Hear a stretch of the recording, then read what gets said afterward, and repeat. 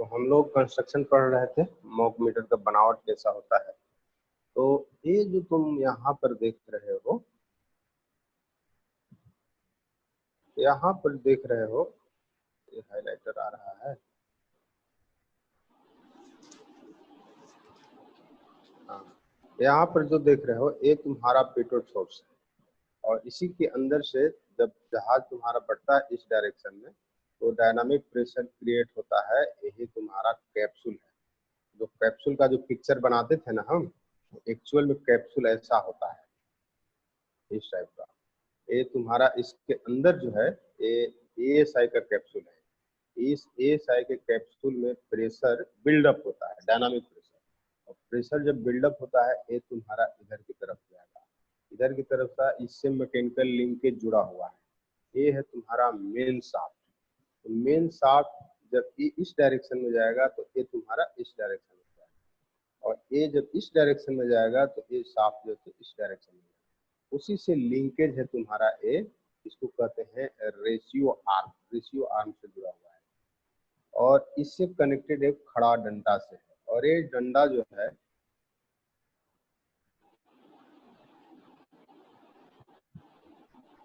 ये डंडा जो है सो एक स्पाइरल वायर से जुड़ा होता है। Spiral good evening sir. Good evening, आ जाओ। स्पाइरल रिंग से जुड़ा हुआ होता है और जैसे जैसे तुम्हारा ये इधर की तरफ जैसे जैसे तुम्हारा प्रेशर बढ़ेगा इसमें डायनामिक एएसआई के कैप्सूल में, वैसे वैसे इधर जाएगा और उतना ही डंडा है जो तुम्हारा इधर की तरफ है, उसी तरह से ये तुम्हारा रोटेट करेगा क्लॉकवाइज और एंटी क्लॉकवाइज। और उसी के कॉरस्पॉन्डिंग ये जो चरखी जो है यहाँ पर घूम रहा है, और चरखी से कनेक्टेड यहाँ पर तुम्हारा ये नीडल है और वही नीडल तुम्हारा इंडिकेट करता है। उसी तरह से ये तो हुआ स्टैटिक डायनामिक प्रेशर वाला। दूसरा है तुम्हारा अल्टीट्यूड कैप्सूल। जिस हाइट पे जाते हो उसी के अनुसार तुम्हारा ये अल्टीट्यूड कैप्सूल भी फैलता है, सिकुड़ता है। तो ये जो डंडा का मूवमेंट जो है केवल इस ये जो एयर स्पीड कैप्सूल है उसके ही वजह से प्रभावित नहीं हो रहा है, इससे भी प्रभावित हो रहा है। तो इसमें यदि फैलेगा तो इधर की तरफ फैलेगा। अब देखो ये जो ब्लू से खींचा हुआ है वो इसको प्रभावित कर देगा। जैसे तुम देखो इसमें प्रभाव एक पड़ेगा कि जैसे तुम किवाड़ को खोलते हो, जैसे दरवाजा खोलते हो ना, तो दरवाजा खोलते हो तो दरवाजा का जो सबसे जो किनारा वाला भाग है उस पोर्शन पर जब फोर्स लगाते हो तो वो फोर्स लगा करके दरवाजे को ढकेलते हो तो तुमको कम फोर्स लगा करके दरवाजा आसानी से खुल जाता है। लेकिन वही यदि जहाँ हिंज पॉइंट होता है, हिंज पॉइंट के आसपास उतना ही फोर्स लगाओ तो तुम्हारा दरवाजा खुलेगा नहीं। उतना ही डिस्प्लेसमेंट करने के लिए किवाड़ को तुमको ज्यादा फोर्स लगाना पड़ेगा। वही बात यहाँ पर भी है। ये जो तुम्हारा है ये जो अल्टीट्यूड कैप्सूल है, अल्टीट्यूड कैप्सूल फैलता है, सिकुड़ता है, तो ये जो डंडा जो है रेशियो आर्म इसको ऊपर नीचे करता है। अभी यहाँ इस पॉइंट पर है, जब सिकुड़ेगा तो ये तुम्हारा ऊपर चला, ऊपर कनेक्ट होगा, और यदि फैलेगा तो और नीचे की तरफ कनेक्ट होगा। तो ऊपर और नीचे जो होता है उससे तुम्हारा डिस्प्लेसमेंट प्रभावित होता है। इसका जो डंडा है, वर्टिकल जो डंडा जो है, ये जो वर्टिकल डंडा है उस पर उसका मोशन जो है या रोटेशनल मोशन इस बात को इफेक्ट करता है कि ये जो तुम्हारा रेशियो आर्म है कहाँ पर कनेक्ट है। यहाँ पर कनेक्ट है, यदि और नीचे पर कनेक्ट होगा तो उस परिस्थिति में तुम्हारा ज्यादा फोर्स लगेगा, तब उतना मूवमेंट होगा।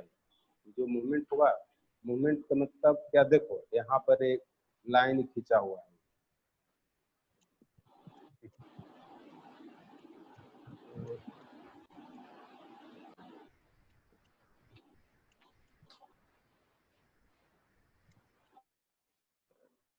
क्या हो गया भाई।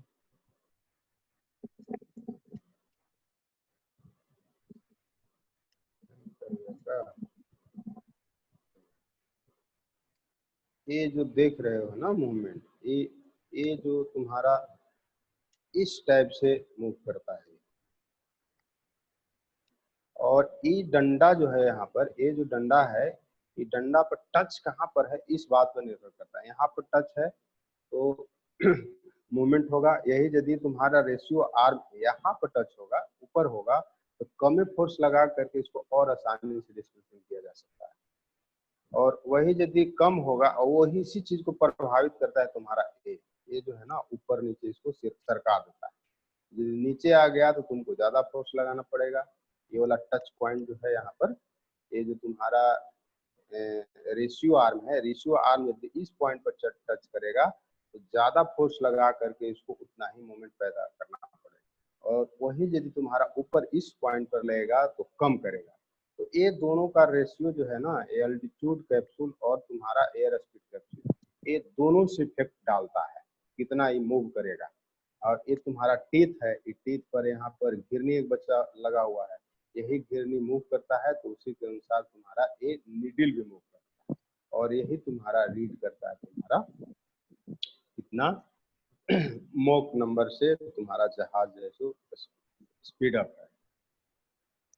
ये हुआ कंस्ट्रक्शन तुम्हारा मॉक मीटर का।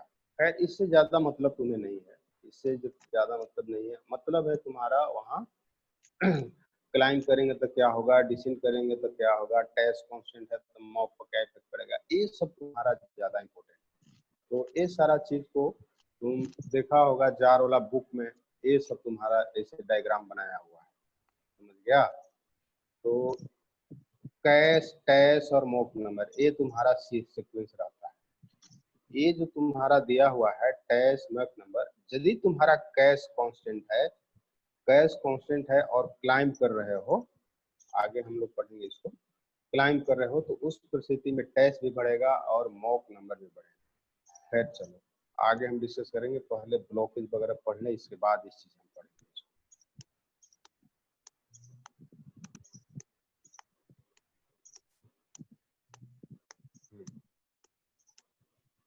मॉक मीटर का ब्लॉकेज जो है सेम एज एएसआई है, कि एएसआई से काम करता है इसमें।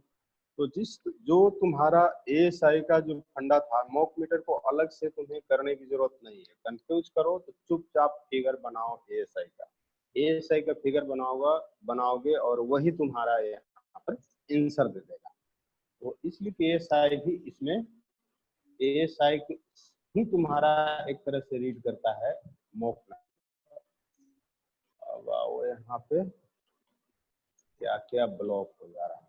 तो इसमें तो दो, इस ये जो तुम्हारा कैप्सूल है,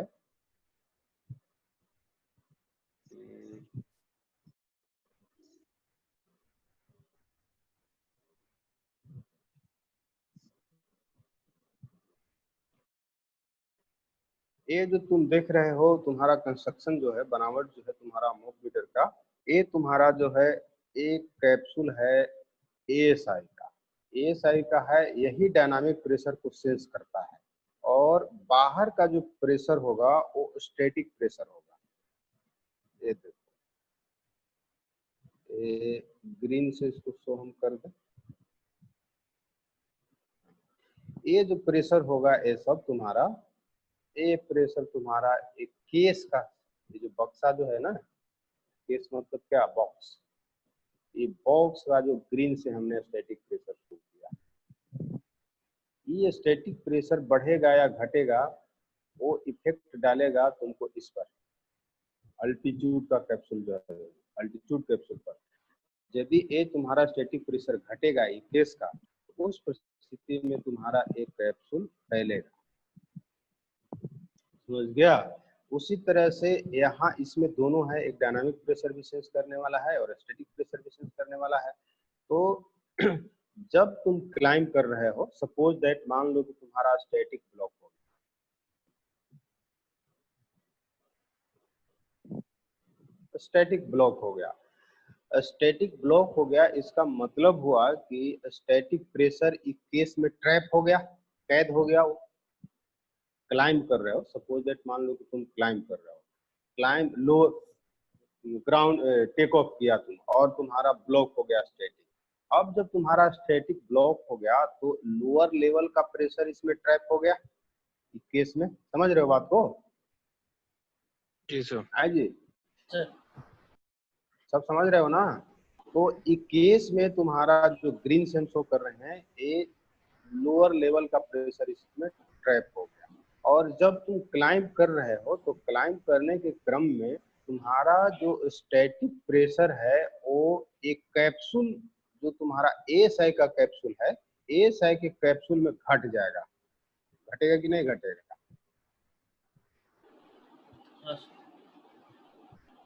ये जो तुम्हारा कैप्सूल है, ये कैप्सूल के अंदर जो तुम्हारा स्टैटिक प्रेशर होगा घट जाएगा।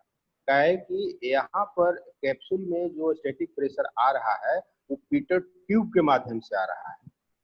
ये ब्लॉकेज नहीं है, केवल स्टैटिक वेंट ब्लॉकेज है, जिससे कि कहीं होगा यहाँ पर वो तुम्हारा ब्लॉक हो जा रहा है। ब्लॉक हो गया तो ये तो ट्रैप हो गया यहाँ का प्रेशर। अब तुम क्लाइंब कर रहे हो, अब क्लाइंब किया तो उस परिस्थिति में होगा क्या, ऊपर का प्रेशर घट रहा है, स्टैटिक प्रेशर घट रहा है, तो एक कैप्सूल के अंदर भी स्टैटिक प्रेशर घट जाएगा ना, कैप्सूल के अंदर भी स्टैटिक प्रेशर घट जाएगा। लेकिन तुम्हारा स्टैटिक प्रेशर ये तो उतना ही रहा। यदि तू जिस समय क्लाइंब किए थे, सपोज दैट मान लो कि 1000 हेक्टा पास्कल था ग्राउंड का, तो यहाँ तो 1000 हेक्टा पास्कल ही रहेगा ये केस के अंदर।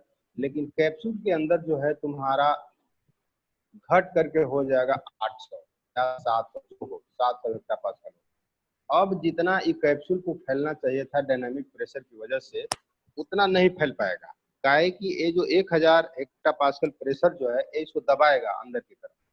तो उस परिस्थिति में तुम्हारा ये जो तुम्हारा मोक मीटर है वो तुम्हारा अंडर रेट करेगा। काहे कि जितना इसको फैलना चाहिए था, ये कैप्सूल को, एएसआई के कैप्सूल को जितना फैलना चाहिए था उतना ही फैल नहीं पाएगा। यदि फैल नहीं पाएगा तो रीडिंग तुम्हारा अंडर रीड करेगा, जितना ज्यादा फैलेगा उतना ज्यादा रीड करेगा। तो ये यहाँ पर एक फंडा है कि जब तुम्हारा स्टैटिक ब्लॉक हो गया है और जब क्लाइंब तुम कर रहे हो, उस परिस्थिति में तुम्हारा मोक मीटर जो है अंडर रीड करेगा। समझ गया? उसी तरह से जब डिसेंड करोगे तो इसका उल्टा हो जाएगा। ये स्टैटिक ब्लॉकेज का हो गया। दूसर का देखो पिटेड ब्लॉक का। अब दूसर का हम क्या करें, पिटेड ब्लॉक करें। अब यदि तुमको लॉजिकली आंसर निकालना है तो मोक मीटर का फिगर बनाने की जरूरत नहीं है, तुम एएसआई का फिगर बनाओ। वही तुम्हारा एएसआई का जो फंडा है, क्लाइंबिंग में स्टैटिक ब्लॉक में क्या होता है, पिटोट ब्लॉक में क्या होता है, सेम है तुम्हारा इसका भी, मोक मीटर का भी। इसलिए कि भी एएसआई पर काम करता है, तो दोनों में फर्क कुछ नहीं है। यदि कंफ्यूज हो गए तो मोक मीटर से रिलेटेड कंफ्यूजन होगा तो इसको छोड़ देना, चुपचाप तुम एएसआई वाला फिगर बनाना। ऐसे जो बनाते थे ना, एएसआई का फिगर बना करके लॉजिकली उसको ड्रॉ करने का कोशिश करना। अब देखो फिर यहाँ पर हम क्या कर रहे हैं, यहाँ पर पिटोट ब्लॉक कर रहे हैं।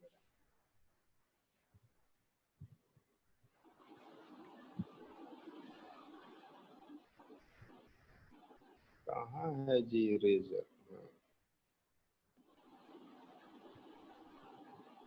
अब आओ फिर हम क्या करें, पिटोट को ब्लॉक कर दें यहाँ पर। मान लीजिए क्लाइंब कर रहे हैं, हम क्लाइंब कर रहे हैं और हमारा पिटोट यहाँ पर ब्लॉक हो गया। तो ब्लॉक हो गया इसका मतलब हुआ, और कांस्टेंट स्पीड से हम क्लाइंब कर रहे हैं, तो जित इसमें दोनों है, डायनामिक प्रेशर भी ट्रैप है और तुम्हारा स्टैटिक प्रेशर भी ट्रैप है। इतना तो समझ रहे हो ना? हाँ जी। हाँ सर। आप जब क्लाइंब किया तो क्लाइंब करने के बाद तुम्हारा स्टैटिक प्रेशर जो केस का है वो घटा।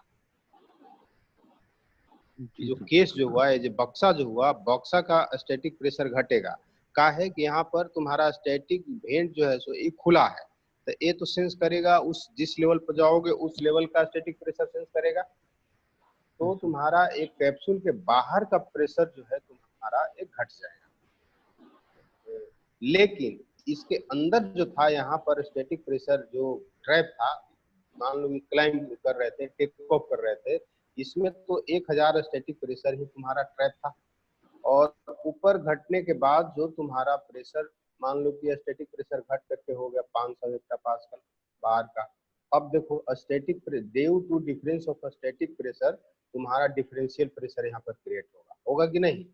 माने कैप्सूल के अंदर का प्रेशर तो 1000 हेक्टा पास्कल ही रहेगा, लेकिन बाहर का प्रेशर घट कर करके तुम्हारा 500 हो गया, तब कैप्सूल फैलना शुरू करेगा बाहर की तरफ। उतना ही फैलेगा जिससे कि इसके अंदर का भी प्रेशर घट कर करके 500 हेक्टा पास्कल, तो कुछ फैलेगा तो फैलने के क्रम में इसका प्रेशर अंदर घटेगा ना। तो उस परिस्थिति में जितना इसको फैलना चाहिए था डायनामिक प्रेशर की वजह से एक कैप्सूल को, उससे ज्यादा फैल जाएगा। उससे ज्यादा फैल जाएगा क्यों? इसलिए कि स्टैटिक प्रेशर का भी डिफरेंस यहाँ पर हो रहा है। कैप्सूल के अंदर का प्रेशर ज्यादा है, कैप्सूल के बाहर का प्रेशर तुम्हारा कम है, इसलिए जितना फैलना चाहिए था कैप्सूल को उससे ज्यादा फैल जाएगा। ज्यादा फैल जाएगा तो ओवर हीट करेगा, सिंपल सा बात है।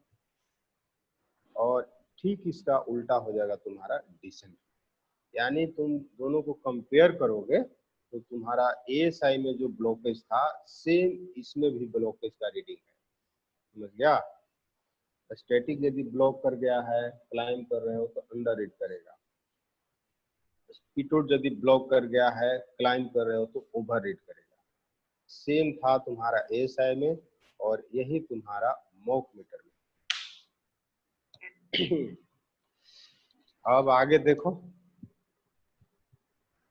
ये जो चैप्टर है ना दो गो, एएसआई और मॉक मीटर। मॉक मीटर खास करके मॉक मीटर लॉजिक जिसको अप्लाई करने आ गया उसका एक भी क्वेश्चन गलत नहीं होगा। बस लॉजिक अप्लाई करो, एक बढ़ रहा है तो दूसरा को क्या इफेक्ट पड़ेगा, इसमें तुमको लिखना पड़ेगा कि क्या है, डिफिनेशन जानना पड़ेगा कि डिफिनेशन क्या है। तो आगे देखो, कंस्ट्रक्शन समझ गया, आगे क्या चीज है।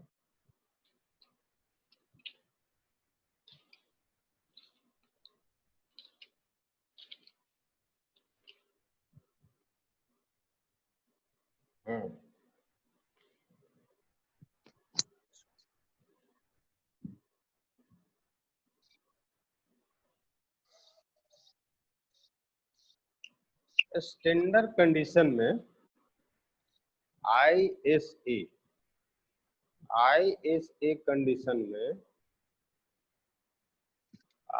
कंडीशन में रफली तुम्हारा 2.5 नॉट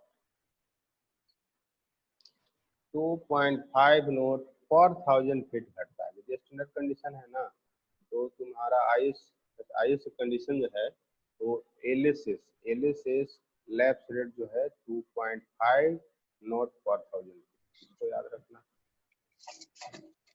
एक आता है तुम्हारा critical mock number. Critical mock number किसको कहते हैं? Critical mock number. जैसे देखो, तुम जहाज का स्पीड बढ़ा रहे हो, समझ गया, तुम जहाज का स्पीड बढ़ाओ।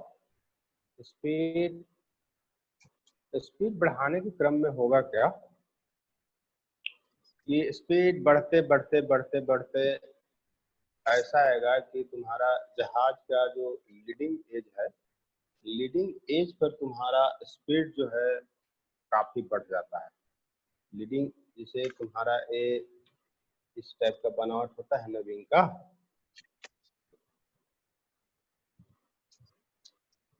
तो विंग का बनावट इस टाइप का होता है ना, इस टाइप का होता है, बड़ा एयरक्राफ्ट में होता है इस टाइप का, इस टाइप का होता है। इसको कहते हैं हम स्वीप बैक। स्वीप बैक क्यों किया जाता है जहाज का, कभी तो लोग सोचा है? बताओ तो। हम लोग का जहाज का विंग जो है, छोटा जो सेस्ना है, इसका ऐसे ऐसी है। सर हाई स्पीड फ्लाइट्स में स्वीप बैक विंग ज्यादा कामयाब है। क्या क्या? सर जब हाई स्पीड फ्लाइंग करते हैं तो जो स्वीप बैक विंग्स है वो ज्यादा कामयाब है रेक्टेंगुलर के मुकाबले। हाँ, कैसे कैसे इसको एक्सप्लेन करो, सर कैसे जैसे, ज्यादा? हाँ सर, स्वेट बैक विंग की वजह से है ना, जो लिफ्ट प्रोडक्शन में जो हवा की वेलोसिटी कम में आती है वो सिर्फ एक पार्ट आता है। जैसे अभी वेलोसिटी सामने से सीधी आएगी तो हाँ विंग पे लगने के बाद वो बढ़ जाती है वी साइन थीटा और वी कॉस थीटा, जो स्वेट बैक एंगल है उसमें। हाँ हाँ हाँ तो सर जो सिर्फ साइन थीटा पार्ट है वो काम आता है, इसलिए विंग में बेंडिंग मोमेंट्स और मतलब टूटने उठने का डर कम होता है हाई स्पीड में। हाँ हाँ, समझ तो रहे हो सही। देखो इसमें क्या होता है, है तो टेक्निकल का चीज, चैप्टर टेक्निकल में पढ़ना है, लेकिन यहाँ भी समझ लो आखिर विंग को शिफ्ट क्यों किया जाता है। जैसे देखो तुम पढ़ा होगा कि जैसे जैसे स्पीड बढ़ाते हैं और जब स्पीड ऑफ साउंड के आसपास पहुंचते हैं तो तुम्हारा शॉक वेव भी निकलता है, और शॉकिंग वेव जब निकलता है तो वो शॉकिंग वेव तुम्हारा ड्रैग को बढ़ा देता है, और वो शॉकिंग वेव इतना डेंजरस होता है कि खास करके हाई स्पीड एयरक्राफ्ट जहां पर लैंड करता है, जैसे कॉन्कॉर्ड विमान था एक, अभी तो नहीं है, वो बंद हो गया।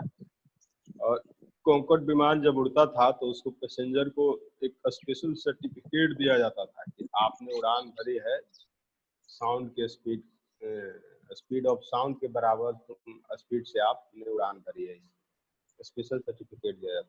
और जहाँ जाता था कॉन्कॉर्ड, वो शहर का जो शीशा वगैरह जो था ना, का शीशा जो बिल्डिंग में लगा हुआ रहता है खिड़की में, वो शीशा सब चकनाचूर हो जाता था केवल साउंड से। इतना वाइब्रेशन उत्पन्न होता था, इतना शॉक वेव उत्पन्न होता था कि शॉक वेव की वजह से वो सब शीशा जो था टूट जाता था। और बाद में उसको बंद कर दिया गया। सऊदी अरेबिया का था वो राजशाही है ना, वही खरीदा था उस कंकॉर्ड विमान को, और कंकॉर्ड विमान की वजह से तुम्हारा इस टाइप का था। तो अब समझो मैकेनिज्म थोड़ा सा कि आखिर विंग को बैक क्यों किया जाता है।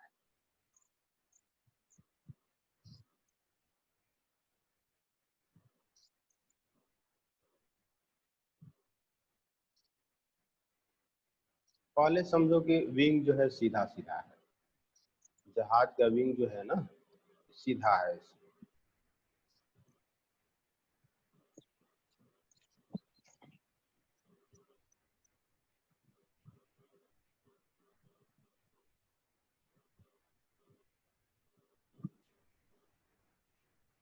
तुम्हारा नेटवर्क प्रॉब्लम है क्या श्वेता, बार बार कट जा रही हो तुम? हाँ सर, अच्छा, मुझे आपकी आवाज सुनाई दे रही है पर स्क्रीन ब्लैंक हो जा रही है एकदम ही। हाँ देखो पहले मुझे मान के समझ चलो, नहीं आ रहा है सर, आप बोल। अच्छा मान लो कि पहले तुम्हारा जो विंग जो है ना स्ट्रेट है, जैसा कि सेस्ना 152 में सीधा सीधा ऐसे, तो जिस स्पीड से तुम्हारा जहाज चलेगा, जिस स्पीड से तुम्हारा जहाज चलेगा, ये जहाज का प्रत्येक पार्ट जो है उसी स्पीड से सेंस करेगा स्पीड को। नहीं, मान लो कि इस पार्ट पर है, मान लो कि 100 नॉट्स की स्पीड से बढ़ रहा है आगे, तो यहाँ भी तुम्हारा 100 नॉट के स्पीड से बढ़ेगा, ये सेंस करेगा। ये जो स्क्रीन है प्रत्येक पॉइंट जो है तुम्हारा 100 नॉट की स्पीड से तुम्हारा ये सेंस करेगा। करेगा कि नहीं करेगा? जिस स्पीड से जा रहे हो तुम भी, यदि जहाज 100 नॉट के स्पीड से जा रहा है तो जहाज का प्रत्येक बॉडी जो है उसी स्पीड से जाएगा, सेंस करेगा। अच्छा, अब इधर से जो हवा आ रही है रिलेटिव एयर फ्लो, जिस स्पीड से जा रहे हो वही तुम्हारा सेंस करेगा। 100 नॉट से हवा आ रही है, इसका उल्टा समझो, तुम 100 नॉट का स्पीड जब तुम बोल रहे हो तो इसका मतलब हुआ कि तुम रिमोट एयर के तुलना में 100 नॉट स्पीड से 100 नॉटिकल माइल पर आवर के हिसाब से तुम आगे बढ़ रहे हो। जब रिमोट एयर को से तुलना कर रहे हो अपने स्पीड को, तो अब उसी को उल्टा समझो। क्या करो कि अपने जहाज को मान लो कि स्थिर है, तो जहाज को स्थिर मान लोगे तो तुम्हारा ए जो रिलेटिव एयर फ्लो है ये तुम्हारा उस स्पीड से इधर की तरफ आ रहा है। बात तो क्या हुआ कि नहीं? जैसे तुम बोलते हो ना जी कि 100 नॉट स्पीड से हम जा रहे हैं, तो 100 नॉट स्पीड क्या किसके तुलना में? तुम्हारा जो रिमोट एयर है, इधर का देखो मेरा पेन कहाँ पर चल रहा है, ये सब रिमोट एयर के तुलना में तुम स्पीड तुम्हारा 100 नॉट है। समझ गया? रिलेटिव वेलोसिटी होती है। हाँ, रिलेटिव वेलोसिटी। अब मान लो कि तुम्हारा जहाज भी तुम्हारा स्थिर है इसी रिमोट एयर की तुलना में। यहाँ जो हम डॉट डॉट ग्रीन से जो बना रहे हैं, ये जो तुम्हारा रिमोट एयर है, स्थिर एयर है, स्टैटिक एयर है यहाँ पर। अब ऐसा कंसीडर करो कि तुम्हारा जहाज ही जो है सो स्थिर है, माने रिमोट एयर के साथ ही है, तो उधर से जो हवा आ रही होगी वो हवा का स्पीड जो होगा तुम्हारा 100 नॉट्स के होगा, होगा कि नहीं? जब तुम अपने आप को स्थिर मारो तो उधर से हवा जो आ रही होगी वो 100 के नॉट्स की स्पीड से आ रही होगी, ये 100 नॉट्स की स्पीड से आ रही होगी। या यदि इस हवा को तुम स्थिर मारो, इस हवा को स्थिर मारो और तब कह सकते हो कि हम जा रहे हैं तो 100 नॉट्स की स्पीड से आगे की तरफ जा रहे हैं। ये रिलेटिव मोशन है, रिलेटिव मोशन का खेला है और कुछ नहीं है। तो ये जब अपने आप को स्थिर मान लो थोड़ी देर के लिए, तो यहाँ पर जो तुम्हारा विंग है, ये विंग का प्रत्येक सेक्शन जो है, प्रत्येक पॉइंट जो है, ये ऐसा सेंस करेगा कि हवा जो इससे गुजर रही है वो 100 नॉट की स्पीड से गुजर रही है कि नहीं? जी सर। अच्छा, अब इसी को विंग को क्या करो, शिफ्ट कर दो, पीछे की तरफ कर दो। ये टेक्निकल का चीज है लेकिन देख लो यहाँ पर। अब यदि तुम्हारा विंग ऐसे तिरछे हो गया और हवा तो ऐसे ही आ रहा है ना, यहाँ पर ऐसे हवा, अब ये हवा जो था, अब ये विंग का जो क्रॉस सेक्शन है ऐसे है, तो ये हवा जो फील करेगा ये तो जाएगा 100 के स्पीड से जरूर, ये 100 के स्पीड से, लेकिन ये जो विंग है तुम्हारा, ये जो तुम्हारा विंग है, देखो रेड से शो कर रहे हैं, ये विंग जो है तुम्हारा फील करेगा ये एंगल, यदि शिफ्ट एंगल इशू कहते हैं थीटा, यहाँ पर थीटा तुम्हारा शिफ्ट एंगल है, ये जो फील करेगा तुम्हारा 100 cos थीटा, ये जो तुम्हारा फील करेगा 100 cos थीटा, यानी जितना ज्यादा थीटा का वैल्यू रहेगा उतना ही इसका वैल्यू घटेगा। ये जो तुम्हारा स्किन जो, ये जो तुम्हारा विंग का स्किन है, ये विंग का स्किन जो है परपेंडिकुलर, तो अब तुम्हारा परपेंडिकुलर ड्रॉ करोगे ये लीडिंग एज पर, तो तुम्हारा लीडिंग एज का परपेंडिकुलर ये होगा ना, और यही तुमको फीलिंग जो होगा एक्चुअल में फीलिंग बताएगा। तो इधर जब तुम जा रहे थे 100 के स्पीड, हवा तो गुजर रही है 100 के स्पीड से इसके ऊपर से, लेकिन जो तुम्हारा लीडिंग एज है इसको सेंस होगा कि हमारे ऊपर जो हवा गुजर रही है वो 100 cos थीटा से इसके ऊपर गुजर रही है। इसका मतलब हुआ कि इसके ऊपर जो विंग जो, ये जो विंग जो है तुम एक्चुअल में फ्लाइंग करोगे 100 नॉट्स के स्पीड से, लेकिन इस पर जो सेंस करेगा तुम्हारा जो लीडिंग एज है, उस पर जो सेंस करेगा ये स्पीड तुम्हारा 100 cos थीटा, माने 100 से कम करेगा। मान लो कि थीटा का वैल्यू है तुम्हारा 30 डिग्री, तो 30 डिग्री, हालांकि 30 डिग्री इतना होता नहीं है, 10 डिग्री 5